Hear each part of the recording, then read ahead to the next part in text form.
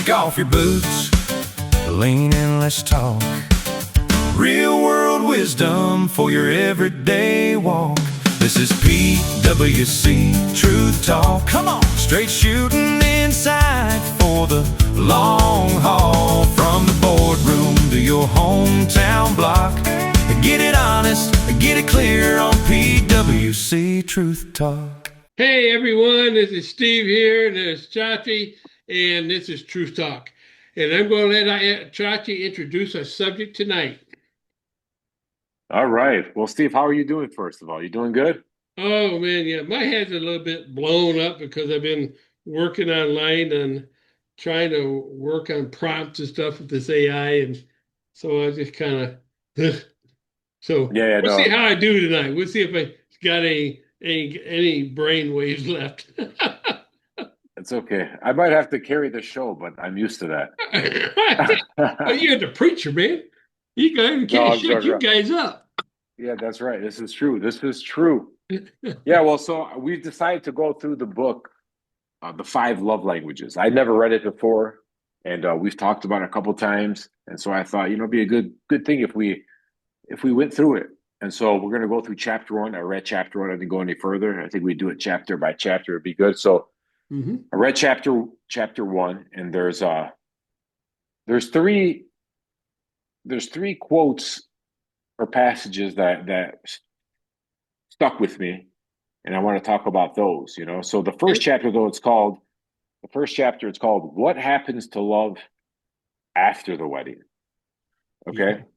That's what the first chapter is called, right? And here's the first quote that I highlighted and I want to talk about. It says, and I'm quoting here, "All the love I thought I had for her and the love she seemed to have for me evaporated." Ooh. And so I was like, wow, okay.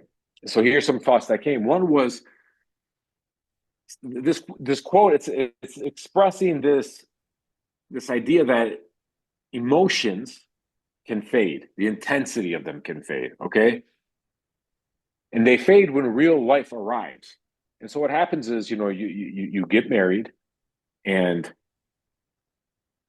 the wedding, and people say the honeymoon, you're on your honeymoon phase. But you have all these emotions that are there, and they're new, But then after that comes real marriage and real life. Real marriage and real life brings routine, it brings stress, it brings bills, it brings exhaustion. And this also brings unmet expectations, because a lot of the times when you're in love, you're putting more of you're projecting onto her or her onto you, maybe ideas of what love are, right? And so after everything kind of settles, you start feeling, well, what's going on here, right? And I think part of this now is what they're going to walk into. What they do here is they're going to later in this chapter say this is why it's important to know a love language, because this honeymoon period, it does fade, right? Right. And so also when I read this, I also wanted it to layer on top of our relationship with the Lord and the walk in Christianity. And I think the same thing happens in Christianity too, because what happens is when you first become a believer, right? You first become a believer, you hear that, Jesus died for your sins, and you're excited. And you have all these ideas of what your life's going to be now that God's there, and you're reading the word, and you're doing all this stuff, and you're almost on this high, right? Mm-hmm. And I see it's so similar. And I think what they're trying to show, what they're going to show throughout this book now is that's going to fade. That part always fades. The honeymoon always fades. Yeah. And so what we have to do now is we have to learn, as we've talked in other times, the other person's love language. Yes. And it's the same way with the Christian walk. We have to learn, well, how do I live this life? Because I think we have the idea, and probably from movies, probably from our culture, that once you're in love, somehow everything should be easy, right? Mm-hmm. But it's not that way. And that's why it says this quote says, "All the love I thought I had for her and the love she seemed to have for me, it evaporated." Mm-hmm. You see that? Mm-hmm. It's the whole thing that perception and reality are very seldom the same thing. Yeah. Okay. And a lot of that comes from, like, the miscommunication. Miscommunication happens, and that creates distance because, again, I think when you're in love, you don't get many fights, right? But as things start to settle down and things start to get real, you can start to think that, did the love evaporate? And I don't think that did evaporate. And what they're going to get to, which I really like, is they're going to get to learning that person's language, but also learning your own language, your own love language. Yeah. Right? Mhm. What do Yeah, you think about that quote? Well, I agree with you. See, what I see a lot, when you're dating and you don't you get mostly involved when you're dating, okay? And you think you're in love. But Right. you're not learning to communicate before that. And so, okay, I'm happy, and you meet my needs and stuff like that, then we get married. Well, that emotion does die. Right. Okay. And if you haven't learned how to talk to them or understand what they need emotionally besides sex, well, that's when you get in trouble. And I read this book a long time ago, and it really was helpful because then I can understand. I can tell. Like I can look at Chachi and he'll come up and say, "What do you think about my sermon or something like that?" And I said, "This guy's love language is affirmation. That's one of them." The same with my wife. My wife was a touchy feely gal. If you Yeah. had, if you but in quality time, touchy feely, I call it touchy feely, but they call it in the book touch. I call it touchy feely. Right. And then quality time. If I can meet those needs, okay, it's like putting money in the bank.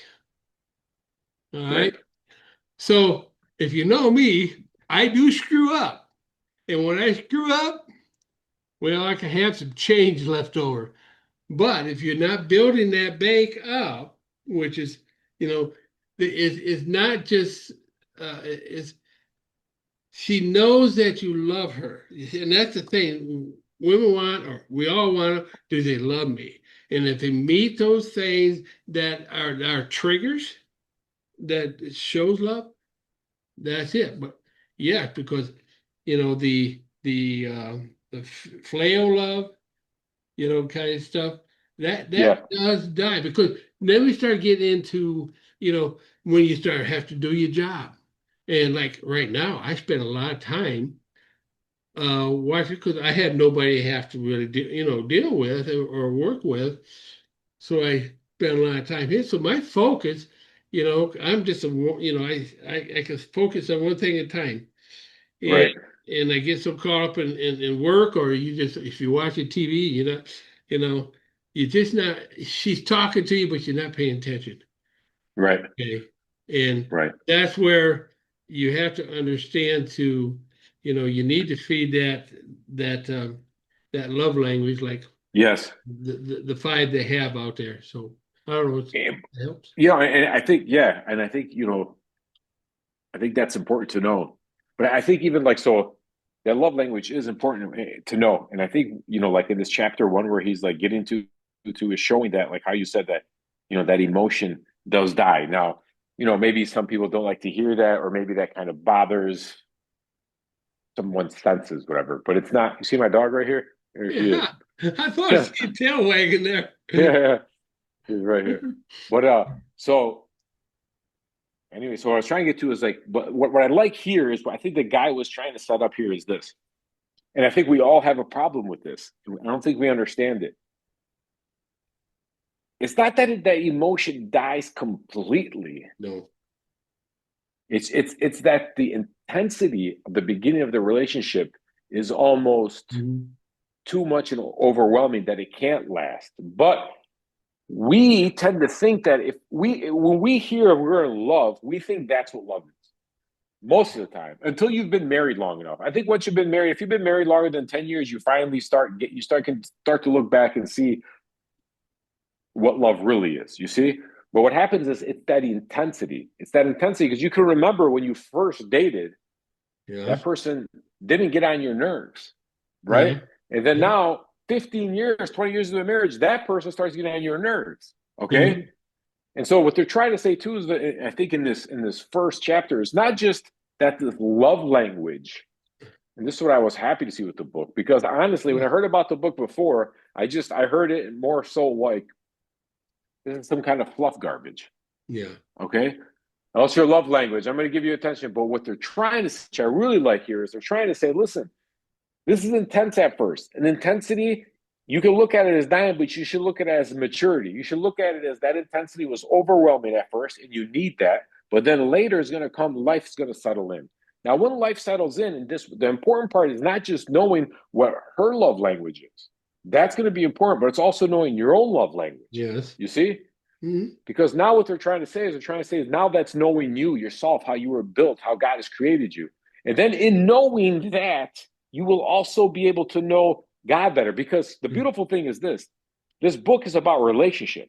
And so if it's about relationship, then it's also about a relationship with God.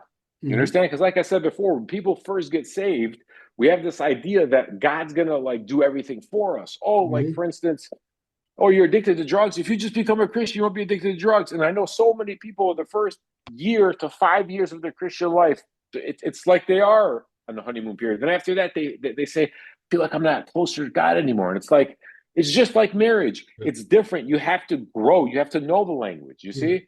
And so that's what I really liked about this book, this first chapter. Like, for instance, here's another quote that I liked that said, being sincere is not enough.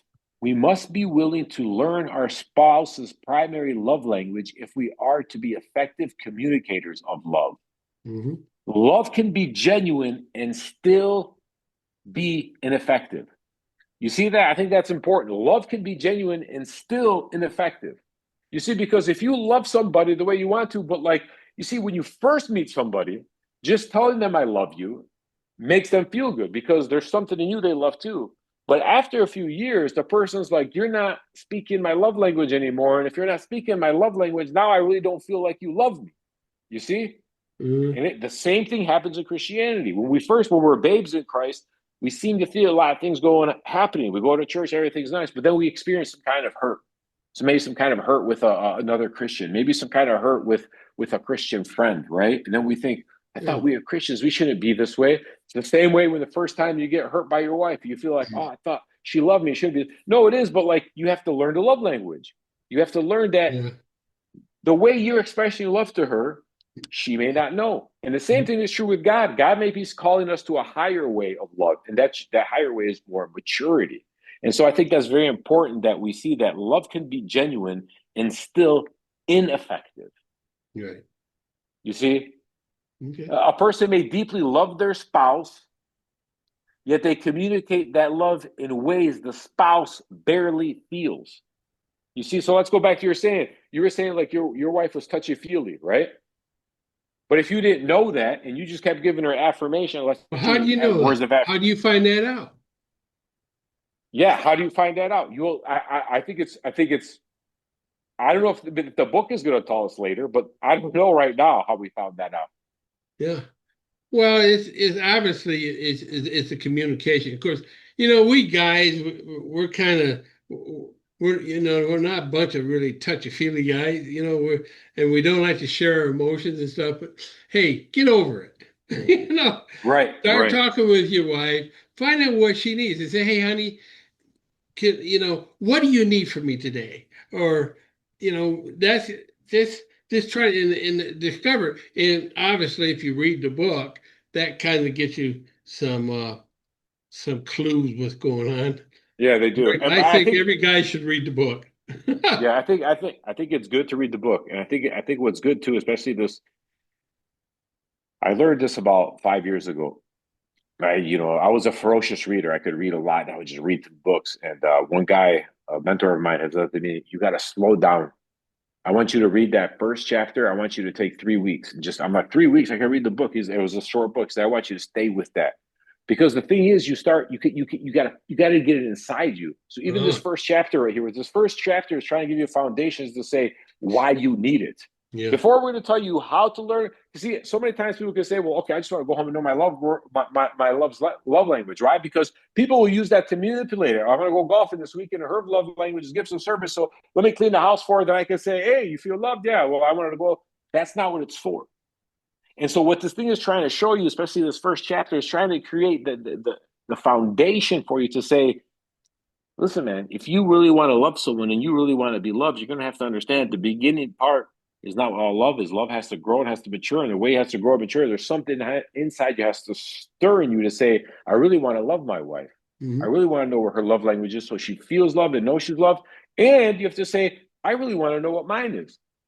Yeah. Because you can sometimes have an idea, but like sometimes you can't have an idea. A lot of times that takes, like you said, communication, that takes prayer, that takes maybe as we get into the different love languages, trying them on for size, then you kind of know, no, I really don't like this one. I like this one better. But I think what's important here is just the fact that this chapter is really teaching us this, that love requires learning. That's if I had to say what's one thing that this chapter teaches, is this: love requires learning. Absolutely. And I think that's the most important thing, because that is the same thing with the Christian life. That is with everything. Love requires learning. So, you hear guys say, "Well, I'm bringing home the bread. I'm giving her money and stuff like that." You think you're showing the love because you're providing for her, and which that's what we need to do. But there's more to it than that. That's right. There's a lot more to it. That's there's so much more to it. That's like, people make that sound like that's like the pinnacle. Why work? Well, it's like that's the most basic. Yeah. We got a big house. We got a big car. We got all kinds of toys out there, which probably most of the guys like the toys. Right. And they think, as I said, but your wife. I talk about the wife, but we are the same way. Is that she's just drowning because she just don't feel love, because you are more interested in the things. So I mean, it's okay to be interested in some things, but if you're not feeding that love language, like she needs to be held, or maybe I know women who don't like to be touched. And I talked to said, no, I don't like to be touched, but they like acts of service. Right. Okay. You go out and grab a broom and help her clean the house, buddy, you put money in the bank. So you need to find that, there's gifts, actually. Now, we're not talking about humongous, big guy of a diamond or big jewelry or things like that. Just little gifts, Right. just little things. Just showing that, hey, I thought of you today. Even a gift of a note. That's right. Yeah. No, that's right. Yeah, and they thought. Well, let me ask you a question. Okay, you let me know if it's okay. You let me know if you can answer this or not. I mean, you can answer if you feel comfortable answering or not. I guess I would say this, like, we were saying earlier about communication and everything. Now, when you were married with your wife, was there, how many years were you guys married? 37. 37 years. Okay. So if you look back on the 37 years, can you see a growth and maturity in the love you guys had for each other? Well, we had issues, it Right. wasn't always smooth and stuff like that, but I recognized that she liked the quality time and the touchy feely. So I was spending, and I'm a little bit of a touchy feely guy. Okay. Okay. And she's been gone almost 13 years. She passed away with cancer here. And and I miss that part, that connection of that part that I need. Okay. Right. And so, yeah, I mean, you can have your struggles because my wife is a very organized person, and I'm a clutterer, So I had to learn to be a little bit more organized, I guess, but I but I guess what could I'm going drive to her ask, nuts. Huh? well, what I'm asking is, okay, is there a point in your marriage where, let's say, maybe after 5 years, there was that point of like, okay, this is were you seeing the shift in your marriage where it wasn't like the overwhelming honeymoon period, and were you seeing that like, okay, this is a rough spot, and you seeing like, why I have to learn her love language? Did you have that? Well, I didn't really have the shift in it until I got to read the book and got looking at it in. When did you read the book? Oh man, that was a long time ago, buddy. It's okay. When was it? I mean, I want to know when it was. See, this is what we want to know. See, you're This is what I asking me want to to know. remember things that that is long. Okay, fine. Then let me. But Okay, I'll share. Okay, but how about this? How it about could have this? been 5 years in the marriage or something like that. Okay, how about this? This is what we're gonna do, Steve. So that way you'll understand what I'm asking. I'm gonna share a little bit of my life, and I'll give you an example. Okay, and then you can share maybe if this rings a bell with you and your marriage, and you can say then you can tell me your story. So basically, I know, like, I can see me and my wife. We got married, and I remember, like I said, probably I want to say for the first like 5 years, even more so, things were just fine. I really felt, we both felt like that, probably the love side of it. But Mhm. then I can also remember when the relationship started, let's say, growing, maturing, was when I would notice a lot of times if I was angry, Mhm. it would be like, I would think things like, I almost would think things like, if she really knew me, if she really loved me, she wouldn't be doing that. You understand? Yeah. But I wouldn't share that thing. Mhm.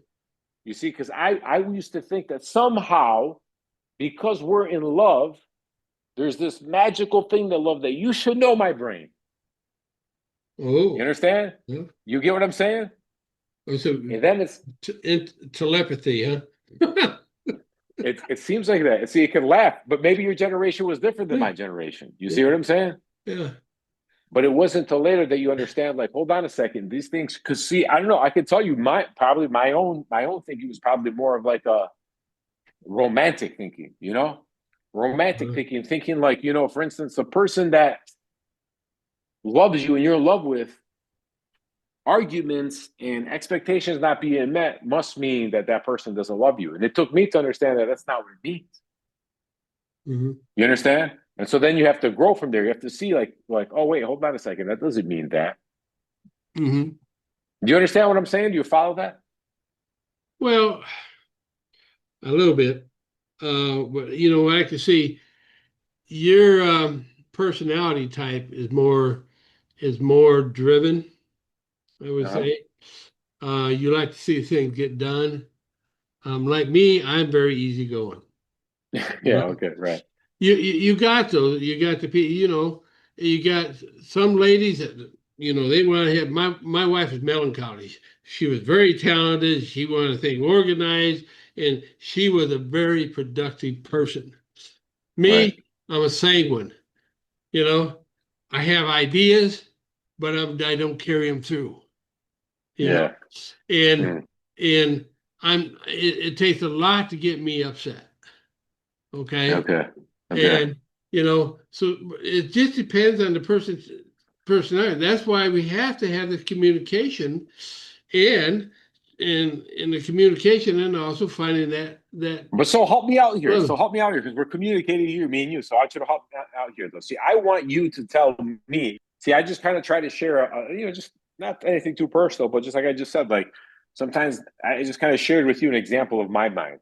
And I think Right. you're right. I am pretty driven, and I can bring in the weight of my emotions with me wherever I go, right? And Mhm. I see what you're saying. But so mine was thinking, if my expectations, Yeah. if I have an expectation, how I used to think, and I've matured from it, but I used to think if you were meeting my expectations, I almost would think that you did it on purpose. not really considering that maybe Steve just can't meet my expectation, not because he doesn't like me, but because maybe he just can't do it. You understand? Well, I had to it's a learn that. different personality, you know. Right, and I had to learn that like, okay, that doesn't mean that that person doesn't love me, right? So that's what I battle with. So I'm saying, I'm asking you now. You give me something that you battled. What I battled, you know, I When you were told you, married, what was your you battle? got to Like understand, one, I'm like an that you see easygoing maturing. guy. I'm an easygoing guy, and I don't carry stuff like that. I, I just, you know, it just don't stick with me, and I can't give you specifics. You Okay, know, but I'm saying there's nothing that you. Okay, I guess what I'm trying to I'm say is not. like, See, you're a detailed guy. You know, yeah, you're a yeah, detailed guy, and yeah, I am technical and can be detailed in certain areas, but in you know, when I communicate work with people, I'm very easygoing. You know, right, and right, to give you a specific, and you know, I'm 73 years old, man. I got a few of those. I'm losing a few of those babies up there. You know. yeah. Well, and not specific. I'm just saying, well, maybe I guess another thing I'm trying to say is this: like, so even though I see that, or I'm telling you now, like, where my expectations are this thing, and if they're not met, then I can think that that person doesn't love me if they're not met, without understanding that doesn't mean that. Yeah. But see, Yeah. that is something I'm maturing in. But what I'm trying to say is like the things we work on as we mature, it doesn't mean they completely leave us. So Mhm. that thing that I still have, I'm getting better at it. So I Yeah. guess what I'm asking you is there something that you've seen even throughout your marriage that you worked on that you got better at? Well, Like maybe you know you got better at maybe you were too relaxed and your wife is always like, I want you to show me more emotion. And maybe you had to well, learn that's like, okay, exactly I got what that you know. That's exactly we had those conversations. We right. really So did. did you get better at showing emotion? Well, we try, you know. Okay, but are you how about this? Let me ask you this. Are you afraid to show your emotions? Not anymore. Not anymore. Okay, You but know, you were? back then it could have been, yeah. Yeah, You know, right. and because we had those conversations. You need to talk to me, and Yeah, which you know, these are things that you have to work through. yeah, But you know, and I don't have to stay in, you know, because I have progressed more. I am, you know, I'm a lot more. I'm a very technical person when I yeah, work on stuff. I mean, I like working online and building all these different web pages or things like that. So I'm technical, but you know, it's within it. I worked within that because some of the technical because we had a puppet ministry. My wife is very good director in puppet ministry, and I always did all of her technical stuff, so we worked together good in that. Uh, nice. but did we Well, I have? guess Yeah. why I'm saying this too is because I think you see, like a lot of times, effort, when we give that effort to grow and to change, that effort, Hmm. especially at the beginning, can look like hypocrisy. Right. You see, some people resist that idea of change and effort because if it feels forced, then it feels fake. You understand? Yeah. But effort doesn't make love fake, Hmm. but it proves that the love is real. And so that's what I'm saying. A lot of times we have this thing like, well, I can't be that way because this is just me. This is how I Yeah. am. And what we're trying to say is, love me for who I am. But it's like, okay, I can love you for who you are, but you got to change a little bit. So, and I'll change a little bit. So if it's, Yeah. for instance, like we just said, like maybe I have too many expectations or I come up with too emotional weight, I got to pull that back a little bit. That's not being fake. That means I love my wife. I got to change a little bit. Or if it was for you, like she said, I need to see some more emotion out of you. That could say, you could say, oh, I feel fake. You say, okay, it's going to take me a lot of effort because I really don't like to show emotion. Yeah. But see, the effort we've come to, I don't know where it's from. I just Yeah. think it's from That's the right. culture watching. It takes effort. It takes effort, but I'm saying like if you watch movies or you watch in this world, you think like that's fake. You know, I always scream. I just the way I am, Steve. You want me to be someone else? It's like, man, I don't want you to be someone else. I just need you to tone it down a bit because we're all living in this world together. We need effort. You know, so again, that's another thing I liked about this first chapter. It's setting a good foundation because it's going to be asking us to do some changing, not just change for the sake of manipulating our wives, but change to understand that, like, listen, man, we all need to take that effort. And effort to change is not fake. And it doesn't mean that you're going to change completely. It just means, like I said, toning it down or backing off a little bit. It means thinking about the other person a little bit more than just yourself. Yeah. You know? You have to, you gotta find that thing that okay, here you are, you're two different people, you come from two different families, you got two different sets of training, and you got to come in and bring that together. Right. To be exactly. your own. And that takes communication. Right. It takes understanding. And, if it takes counseling, that's great. Right. That's right. Because sometimes it does. Because we are given this book on, I didn't get this book from honeymoon, that really was. I had to learn to grow and understand her, and we've had to have counseling to get through some stuff. That's good. I'm a strong component of counseling. I love counseling. I think it's very good. I think having a mediator there, someone showing you how, I think it's very good. And get over yourself. You just got to get over yourself, because you are. And that's easier said than done, though. That's the thing. That's where the effort comes in. It's a very good point you're making. You do that, but see, here's the thing: is it's not easy to give over yourself because you've been with yourself your whole life. Yeah, sure. You know what I'm saying? So it's like it's always this voice here. Where's that getting you, buddy? Where does it get you? You got me right here with Steve Shannon. You're talking to me, man. That's right. Because I got to learn to work with you.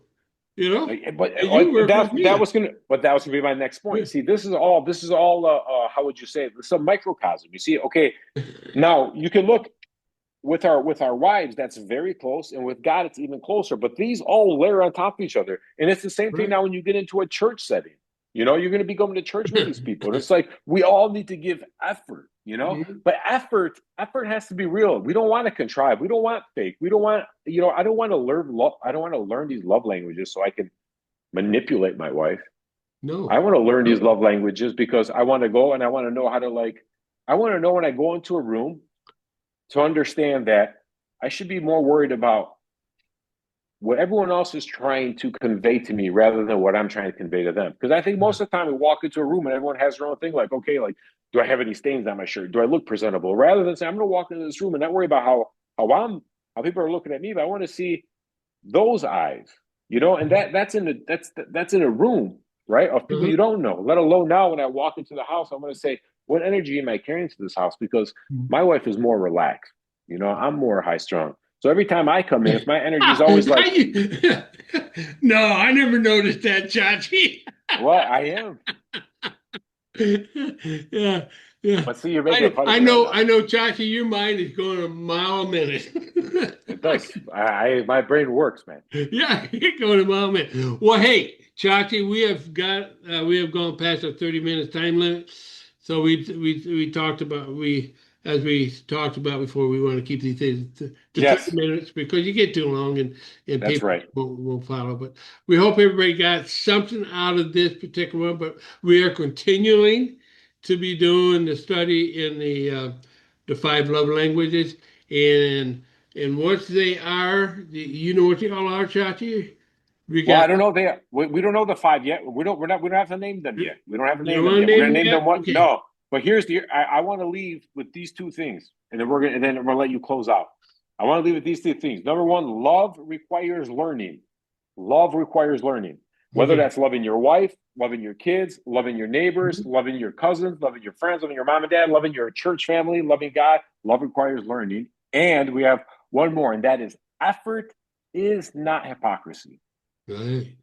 Effort is those 2 things. Effort is not hypocrisy, and love, we need to learn to love. Those are the 2 things that chapter 1, that's the foundation for this book. And that's the foundation that I want to make sure whoever's listening to this walks away with. Okay.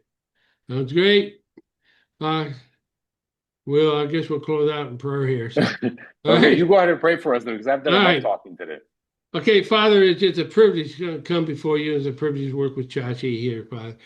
And we just ask that your blessing will be upon Truth Talk, Father, that we can,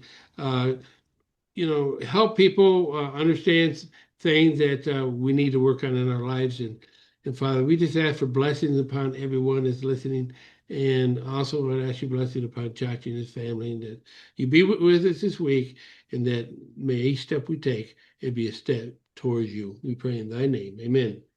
Amen. All right, with that, everybody, we're going to sign off from Truth Talk. See you later, Chachi. Good night, my friend. Thanks for riding with Chachi.